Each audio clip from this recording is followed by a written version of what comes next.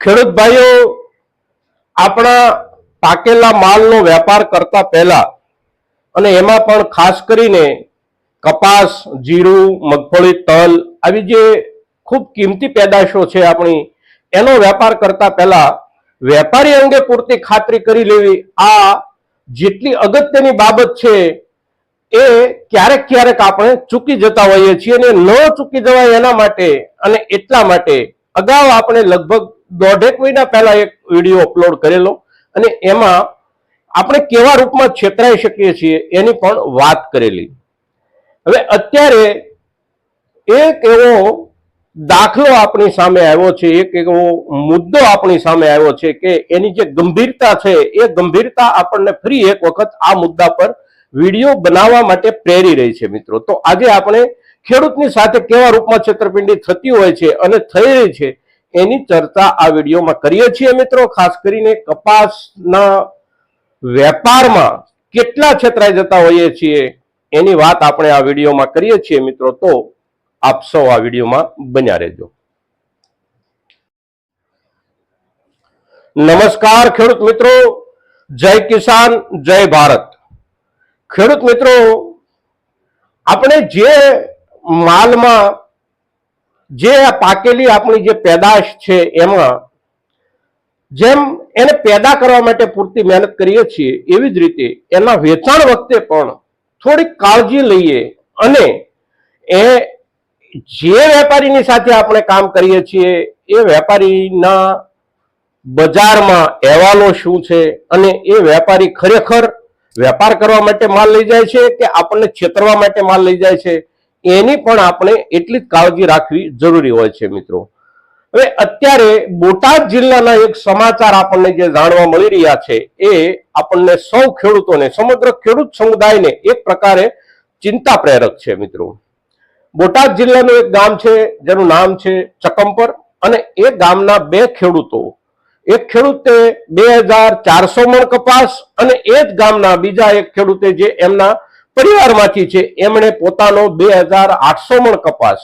આ બંને મળી અને લગભગ 76 થી 77 લાખની કિંમતનો માલ જે વેપારીને આપ્યો એ વેપારી અગર તો એ દલાલ હવે ખેડૂતને પૈસા ચૂકવવાથી ફરી ગયો છે અને ખેડૂતે એની ફરિયાદ પોલીસ સ્ટેશનમાં, બોટાદ પોલીસ સ્ટેશનમાં કરવાની જરૂર પડી છે. હવે બોટાદ પોલીસ સ્ટેશનમાં જ્યારે એની ફરિયાદ થઈ છે ત્યારે આ બે ખેડૂતો સિવાય આ વેપારી કે આ દલાલોએ કેટલા ખેડૂતોનો માલ ખરીદ્યો હશે એ બધી વિગતો ધીમે ધીમે આપણી સામે ખુલીને આવશે. કારણ કે કોઈએ 100 મણ, કોઈએ 150 મણ, કોઈએ 200-500 મણ કપાસ આપ્યો છે, થોડી ઘણી રકમ એને મળી છે અને બાકીની રકમ એની ટીંગાતી છે. તો એવા ઘણા બધા ખેડૂતો છે કે જે પોલીસ સ્ટેશન સુધી નહીં ગયા હોય, પણ 2400 મણ કે 2800 મણ જેટલો મોટા જથ્થામાં માલ જે ખેડૂતોએ આપ્યો છે વેપારીને, એમને ના છૂટકે પોલીસ સ્ટેશન સુધી જવું પડ્યું હોય છે. હવે જ્યારે આવી ઘટના બને છે ત્યારે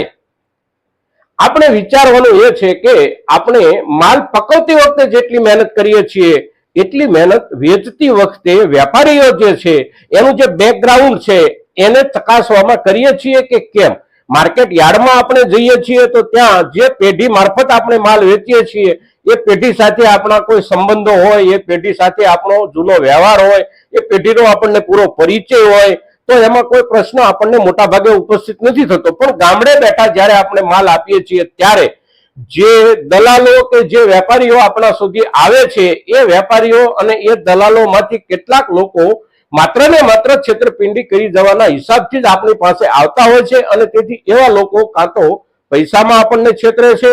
કાં તો આપણને વજનમાં છેતરે છે. અને જ્યારે આપણે છેતરાય છીએ ત્યારે છેતરાયા પછી લાંબા સમયે આપણને ખ્યાલ આવે છે કે આપણે વાસ્તવમાં છેતરાયા છીએ અને પછી આપણે એ છેતરપિંડીમાંથી બહાર નીકળવા માટે ખૂબ બધી મહેનત કરવી પડતી હોય છે. અને તેમ છતાં આપણી એક દેશી જે કહેવત છે કે પોદળો પડે એ ધૂળ ઉપાડે, એમ આપણે જ્યાં છેતરાયા છીએ ત્યાંથી કઈ ને કઈ તો આપણે ગુમાવવાનું જ છે. બધું પાછું મળી જવાની કોઈ શક્યતા નથી. આપણા માલમાં, વજનમાં જો ઘટ પડી તો એમાં પણ અંતે આપણે કંઈક ને કંઈક ગુમાવવાનું છે અને આપણા પૈસા અટવાયા તો એમાં પણ અંતે આપણે ક્યાંક ને ક્યાંક બાંધછોડ કરી અને કેટલીક રકમ તો આપણી જવાની અને તેથી ખાસ કરીને આજના સમયમાં જ્યારે આપણી પાસે કેટલાક ખેડૂતો પાસે ખૂબ મોટા જથ્થામાં કપાસ સંગ્રહિત છે અને બજારમાં એની એવી કોઈ ડિમાન્ડ નથી કે આપણે ઈચ્છીએ ત્યારે વેચી શકીએ અને વળતર લાયક ભાવ મળે, અને તેથી આવા છેતરપિંડીના કેસ આપણી સામે આવે છે અને એમાં આપણે ફસાઈ જઈએ છીએ. આપણી પાસે માલ છે અને કોઈ વેપારી આપણી સાથે સારી વાત કરે, કોઈ દલાલ આપણી સાથે સારી વાત કરે તો ક્યારેક વિશેષ વિચાર કર્યા વિના આપણે એની વાતમાં ફસાઈ જઈએ છીએ અને અંતે આવું પરિણામ આપણી સામે આવતું હોય છે. મિત્રો, તો આજનો જે આ વિડીયો છે આપણો, એ વિડીયો આજના સમયમાં આપણા પાકેલા માલને વેચ્યા પછી એના હિસાબથી જે તકલીફો આપણને ઊભી થવાની સંભાવનાઓ છે એ સંભાવનાઓથી આપણે બચી જઈ શકીએ એટલા માટે આ વિડીયો જ્યારે આપણે બનાવીએ છીએ ત્યારે આપણા મહત્તમ ખેડૂતો સુધી આ વિડીયો પહોંચે એવા આપ સૌના તરફથી પ્રયાસો થાય એવી આપ સૌને વિનંતી સાથે જય કિસાન, જય ભારત.